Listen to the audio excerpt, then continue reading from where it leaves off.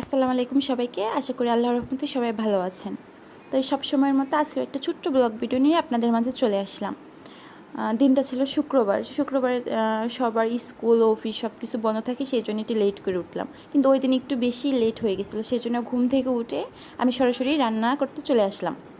তো এখানে হচ্ছে আমি রান্না করবো আজকে নুডলস আর হচ্ছে চাটা হচ্ছে আমি দেখাতে পারছি না, কারণ চাটা হচ্ছে আমি ভিডিও করতে ভুলে গিয়েছি। তো এখানে নুডলসের জন্যে আমি সব কিছু অফ ক্যামেরাতে আগে কেটে নিয়েছিলাম। তো এখানে হচ্ছে আমি পেঁয়াজটা, কাঁচামরিচটা, টমেটোটা ভালো করে এখানে নাড়িয়ে চাড়িয়ে সিদ্ধ করে একটু ভেজে নিব। তার উপর হচ্ছে একটু লবণ আর একটু সয়া সস দিয়ে দিব। তারপর আবার ভালো করে নাড়িয়ে চাড়িয়ে তারপর একটা ডিম দিয়ে দিব। তো ডিমটা হচ্ছে চামচের সাহায্যে আমি ভালো করে ফেটে নেব, আর হচ্ছে একটু নাড়িয়ে চাড়িয়ে সব কিছু একসাথে মিক্সড করে নেব। তারপর তার উপর আমি হালকা পরিমাণ নুডলসের মশলা দিয়ে দেব। তারপর এটা ভালো করে নাড়িয়ে চাড়িয়ে নেওয়ার পর আমি তার উপর হচ্ছে নুডলসটা দিয়ে দিব। এখানে নুডলস ছিল 2টা। নুডলসটা আমি আগে অফ ক্যামেরাতে সিদ্ধ করে নিয়েছিলাম। তারপর বাকি যে মশলাটা থাকবে তা হচ্ছে আমি নুডলস দেওয়ার পর নুডলসে দিয়ে দিব। তারপর আবার আমি চামচের সাহায্যে একটু ভালো করে নাড়িয়ে চাড়িয়ে নেব, যেন সব কিছু একসাথে একসাথে সব জায়গাতেই হচ্ছে যেন একসাথে সব কিছু মিশে। এখানে আমার নুডলস কমপ্লিট। নুডলসের উপর আমি একটু সস দিয়ে নিয়েছি। তারপর হচ্ছে আমরা সবাই নাস্তা করার পর টুকটাক বাসার কিছু কাজ করার পর হচ্ছে আমি এখানে দুপুরে রান্না করতে চলে আসলাম। তো আমি হচ্ছে অফ ক্যামেরাতে বেগুন ভাজি আর পটল ভাজি করে নিয়েছিলাম। তারপর হচ্ছে এখানে ঢেঁড়স ভাজি করব। সব কিছু হচ্ছে আমি অফ ক্যামেরাতে আগেই কেটে নিয়েছিলাম।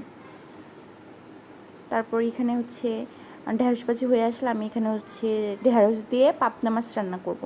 এটা হচ্ছে আমার ফার্স্ট আমি এটা রান্না করতেছি, ঢেঁড়স দিয়ে পাবদা মাছ। এটা আমি কোনোদিন রান্না করিনি। তো তরকারির জন্য আমি প্রথমটা কড়াইটা হচ্ছে একটু গরম করে নিব, তার উপর হচ্ছে আমি তেল দিয়ে দিব। তেলটা গরম হয়ে আসলে আমি হচ্ছে এখানে পেঁয়াজ আর হচ্ছে কাঁচামরিচটা একটু কষিয়ে নিব। তার উপর হচ্ছে কষানো হলে আমি তার উপরে ঢেঁড়সগুলো দিয়ে দিব। ঢেঁড়সগুলো দিয়ে হলে আমি হলুদের মশলা, তারপর হচ্ছে যা যা মশলা রান্নার জন্য লাগে তা আমি সব কিছু দিয়ে দেব। তারপর একটু কষিয়ে নেওয়ার পর তার উপর হচ্ছে আমি পরিমাণ মতো পানি দেব। পানি দেওয়া হলে আমি এখানে হচ্ছে ঢাকনা দিয়ে কিছুক্ষণের জন্য ঢেকে রাখবো, যেন সিদ্ধ হয়। তার ফাঁকে ওই দিন এত গরম ছিল, তার ফাঁকে হচ্ছে আমি একটা লেবুর শরবত করে নিয়েছিলাম। কারণ হচ্ছে রান্নাঘরে থাকলে যত গরমই থাকে, রান্নাঘরে থাকলে গরমটা আরও দ্বিগুণ বেড়ে যায়। সেই জন্য রান্নার ফাঁকে 1 গ্লাস লেবুর শরবত বানিয়ে নিলাম। তারপর হচ্ছে ঢাকনাটা উঠিয়ে আমি তার উপর হচ্ছে আগে থেকে হচ্ছে মশলা দিয়ে মাছটা মাখানো ছিল, সেই মাছগুলো হচ্ছে আমি ছেড়ে দিব ঝোলের মধ্যে। আর একটু ঝোল দিয়ে দিব পরিমাণ মতো। তারপর ঢাকনা দিয়ে ঢেকে দেবো। তারপর কিছুক্ষণ পর 10-15 মিনিট পর আমি হচ্ছে ঢাকনাটা উঠিয়ে দেখবো আমার হচ্ছে তরকারিটা হয়ে আসছে। তো এই যে আমার তরকারিটা।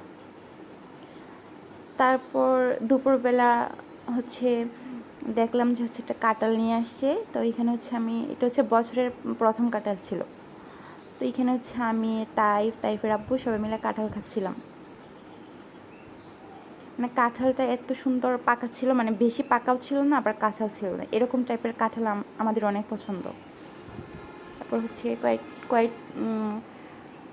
কয়েকটা হচ্ছে কাঁঠাল খেয়ে নিলাম। তারপর হচ্ছে সন্ধ্যার সময় ছিল হচ্ছে তাইফের আপুর অফিসের প্রোগ্রাম ছিল, ঈদ পূর্ণমিলনীর একটা প্রোগ্রাম হয়, সেটা হচ্ছে রাত 7টা থেকে ছিল। তো হচ্ছে আমরা তারপর হচ্ছে রেডি হয়ে আমরা অনুষ্ঠানে চলে গিয়েছিলাম। অনুষ্ঠানটা ছিল শুক্রবার 7টায়।